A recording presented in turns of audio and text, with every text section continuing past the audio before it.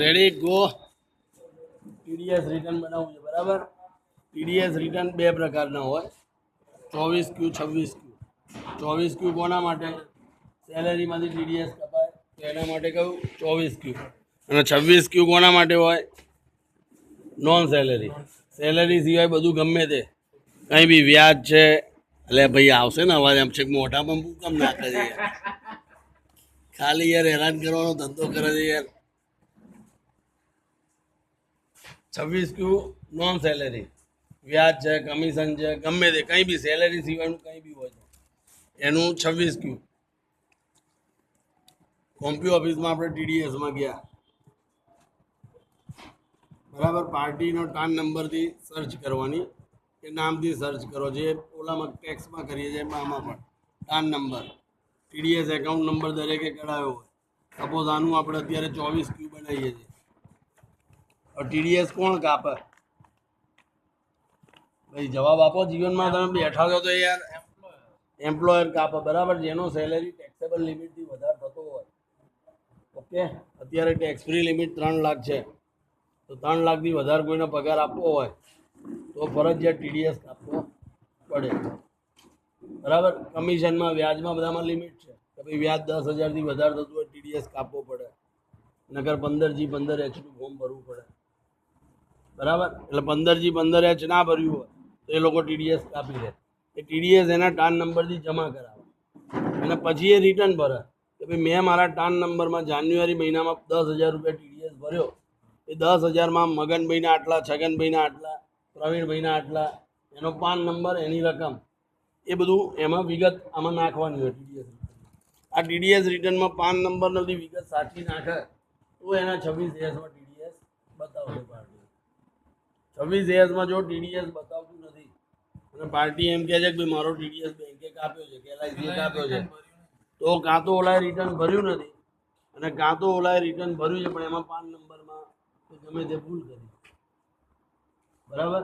એટલે એને TDS return સુધરાવડાવવું પડે, બેંકનું કે એલઆઈસીનું કે સ્કૂલનું, જ્યાં ટીડીએસ કાપ્યો. અત્યારે આપણે 24Q બનાવીએ છીએ. ઓકે, 24Q અને 26Q બે પ્રકારના ફોર્મ છે ટીડીએસના. 24Q કોના માટે? સેલેરીમાંથી ટીડીએસ.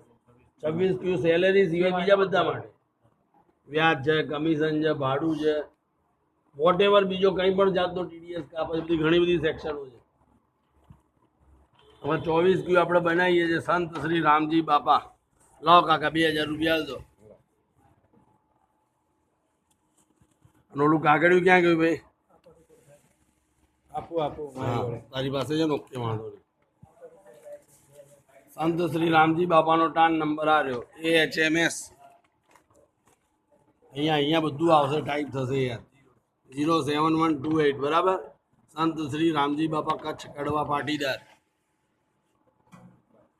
હવે એસેસમેન્ટ યર 17-18 ચોથા ક્વાર્ટરનું રિટર્ન ભરવાનું છે. દર ક્વાર્ટરે ભરવું પડે રિટર્ન, દર 3 મહિને બરાબર. ટીડીએસ રિટર્ન દર 3 મહિને ભરવું પડે. જાન્યુઆરી, ફેબ્રુઆરી, માર્ચ, પછી April, May, June, July, August, September, October, November, December. આ 4 મહિને, પહેલું ક્વાર્ટર, બીજું, ત્રીજું, ચોથું. અત્યારે ચોથા ક્વાર્ટરનું રિટર્ન ભરીએ છીએ. કાકાનું પતી ગયું કાકા? ના, કશું નહીં.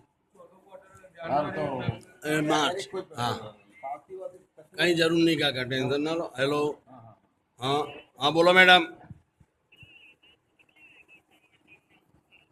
હવે એ તો મને અત્યારે તો ખબર નથી, પણ હું કહીશ, એવું ફોન કરું હમણાં થોડી વાર રહીને. ચલો હો, તપાસ કરીને કહું.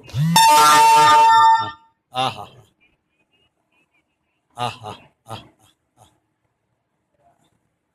PAN card 2,000.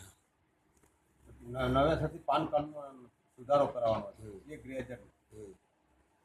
બરાબર. 17-18નું ચોથા ક્વાર્ટરનું 24Q ભરીએ છીએ આપણે. ઓકે, આ 24Q અહીંથી સિલેક્ટ કર્યું. સૌથી પહેલી વસ્તુ આવશે ચલણ એન્ટ્રી, કે જે ચલણો ભર્યા છે. દર મહિને ટીડીએસ કાપતા હોય, દર મહિને ટીડીએસ કાપ્યા પછી જમા કરાવવાની તારીખ કઈ હોય છેલ્લી? ધારો કે જાન્યુઆરી મહિનાનો ટીડીએસ કાપ્યો તો એ 7 ફેબ્રુઆરી સુધીમાં જમા કરાવી દેવો પડે. 7ની બદલે 8મી ફેબ્રુઆરીએ જમા કરાવો તો 2 મહિનાનું વ્યાજ ભરવું પડે. 2 મહિનાનું, 1 મહિનાનું નહીં. જાન્યુઆરીનું ફેબ્રુઆરીનું બેયનું આવો નિયમ છે બરાબર. ફેબ્રુઆરીનો ટીડીએસ કાપાય 7 માર્ચ સુધીમાં અને માર્ચનો ટીડીએસ કાપે એ 30 એપ્રિલ સુધીમાં ભરવું પડે. એમાં ટાઈમ લિમિટ આપી છે કે ભાઈ માર્ચ છેલ્લો મહિનો હોય એટલે બધા હિસાબ કિતાબ ક્લોઝ કરવાના હોય એટલે એન્ટ્રી કરીને ભાઈ 30 એપ્રિલ સુધીમાં ટીડીએસ ભરી શકે. આ બધી સ્કૂલો છે એટલે માસ્તરો છે બધા. એટલે માસ્તરો શું કરે જાન્યુઆરીમાં જ ભરી કાઢે, ફેબ્રુઆરી સુધી રાહ ના જુએ.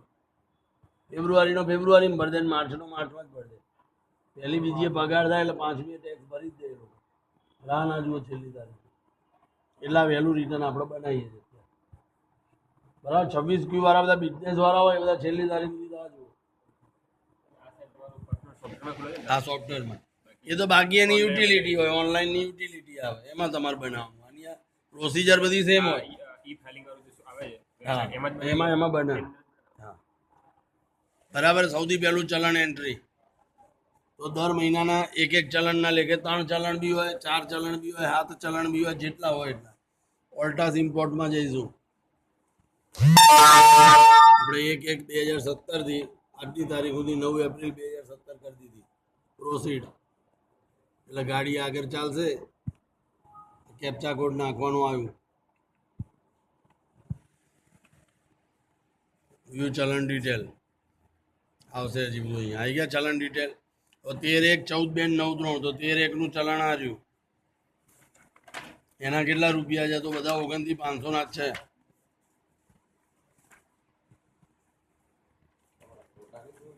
ના એક ફોટો આપી દો કાકા, ખાલી ભાઈ ફોટો લઈ લે કાકાનો યાર. હા બસ.